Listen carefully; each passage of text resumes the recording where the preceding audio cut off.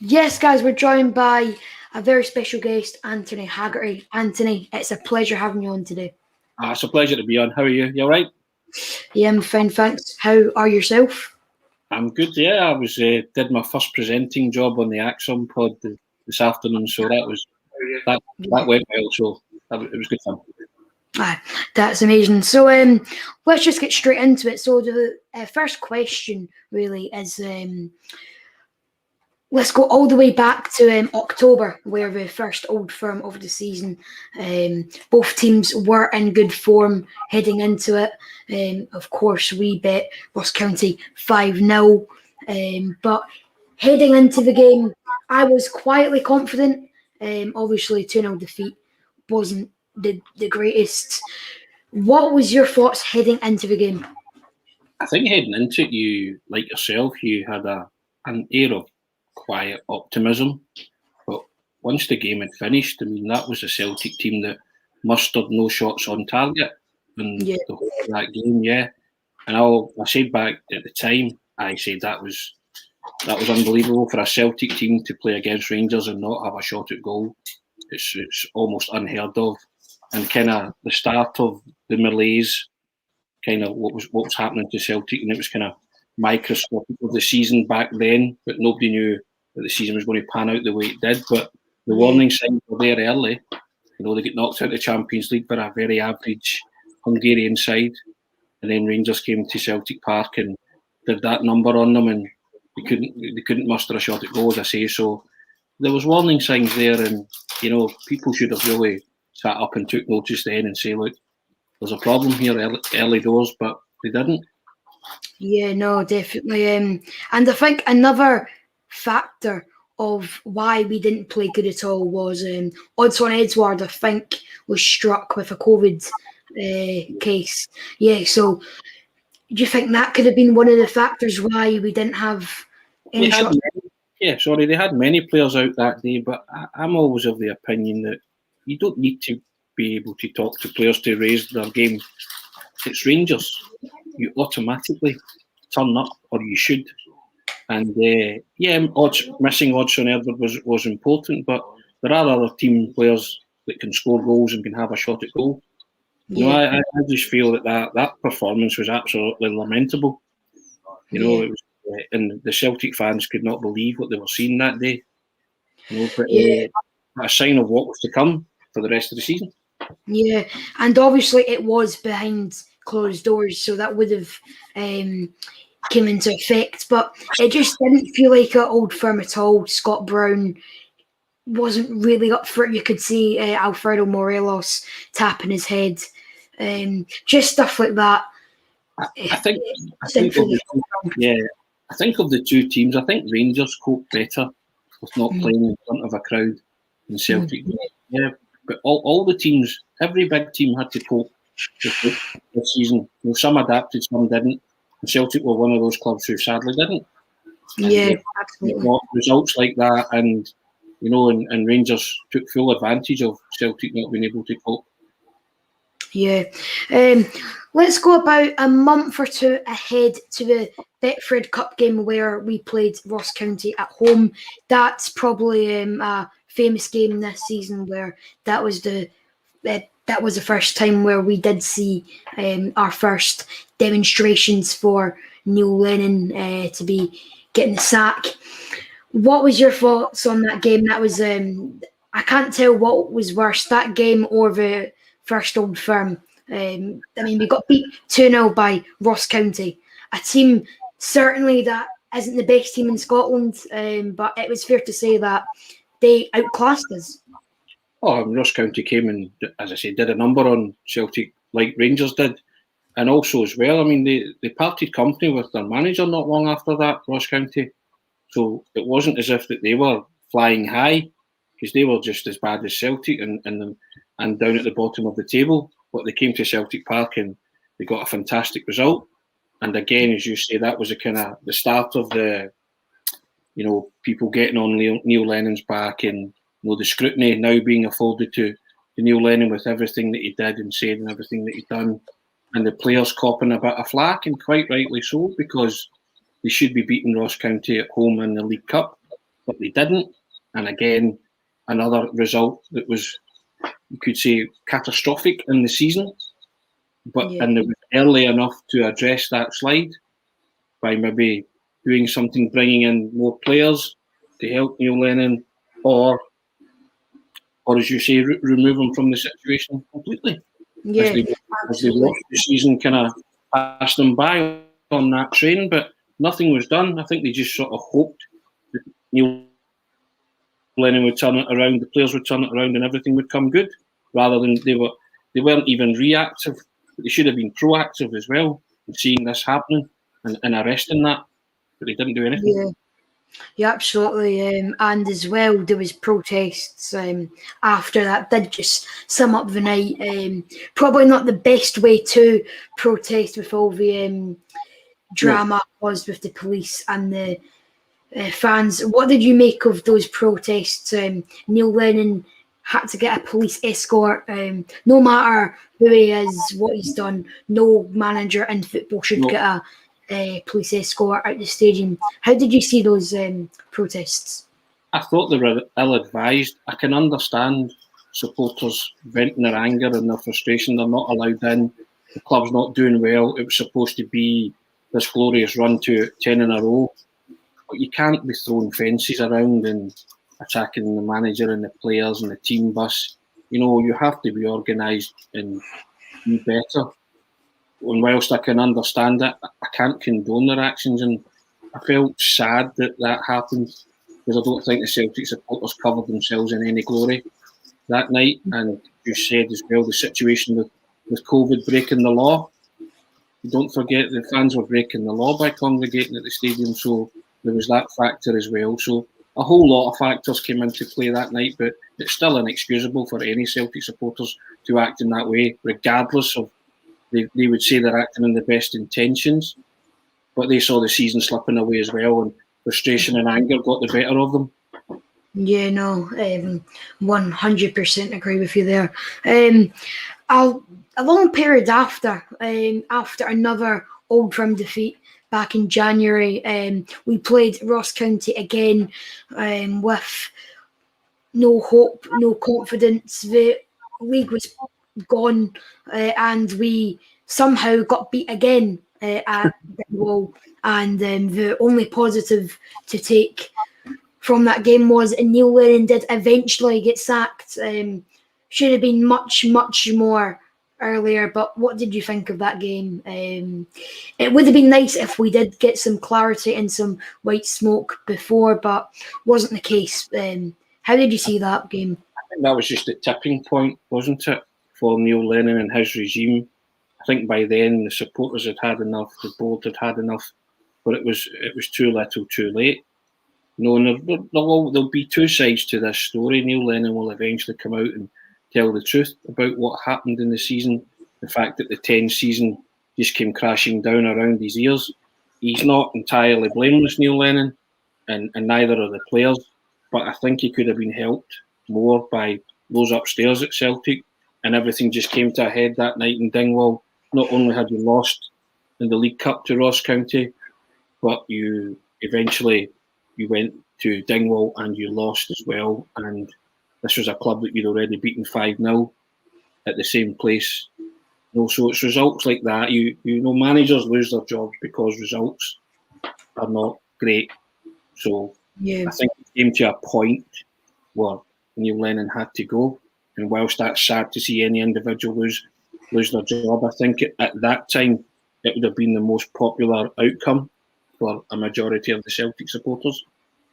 Yeah, and we're sitting here almost 100 days later, and still there's no sign of a manager.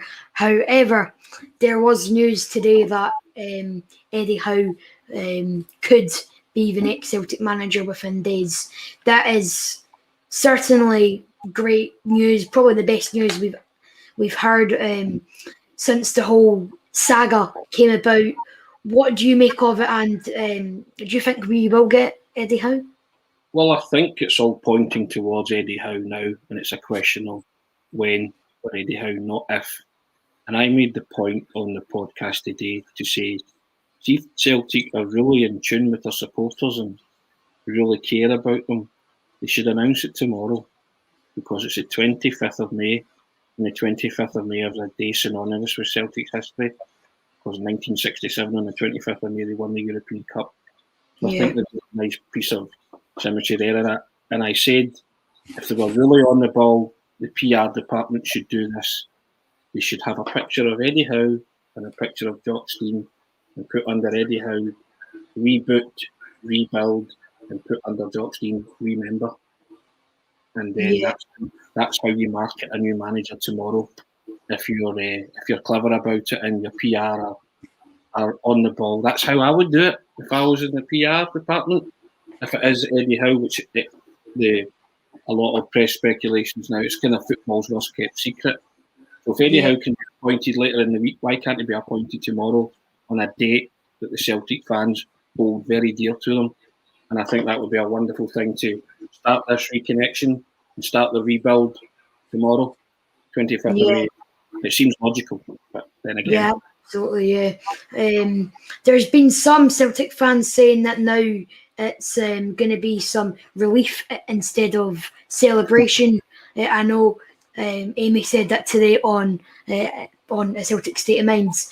Would you agree with that statement that it would be more relief than celebration, because this is dragged on for 6-7 weeks now? Really should have been done a long time before.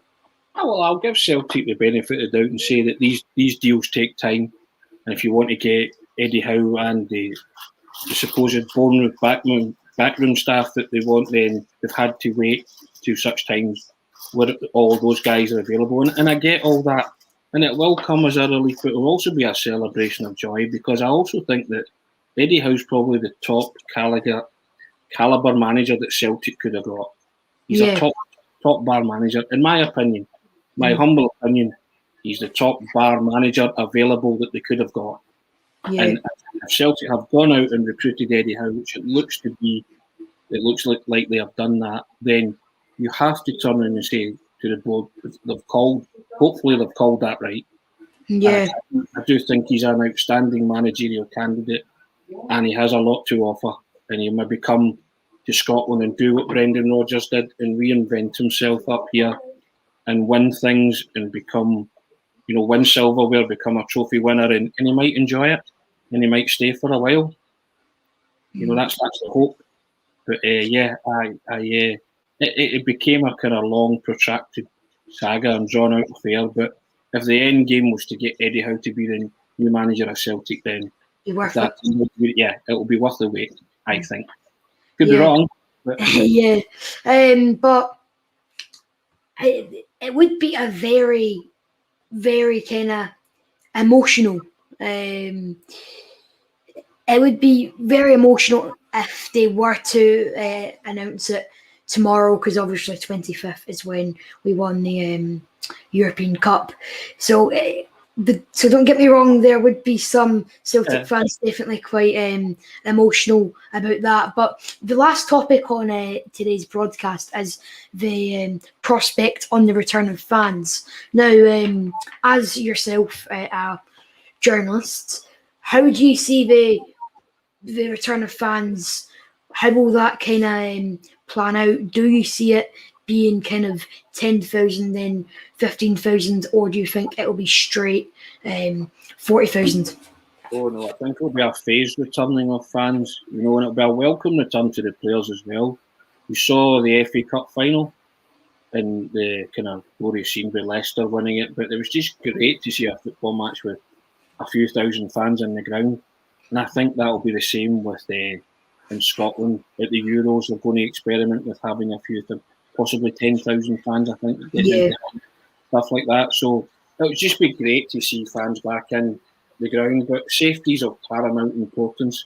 You can't overdo it, and if it is a phased introduction, 5, 10, 15, 20,000 fans, then let's do it properly.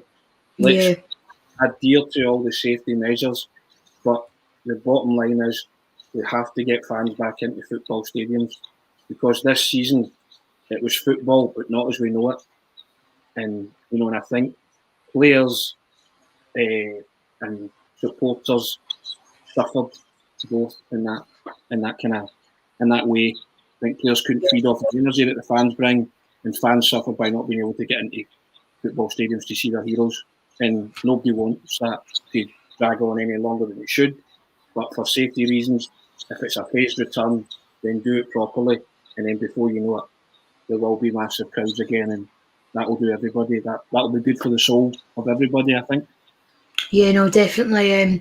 Boris Johnson said today that in England, of course, that come June 21st, he's kind of gave some white smoke to say that will be happening, meaning that there will be 90,000 for the Euros, which it seems quite a shocking idea to have no distancing, no face masks, and 90,000 quite cramped in. Would you say that's a good idea?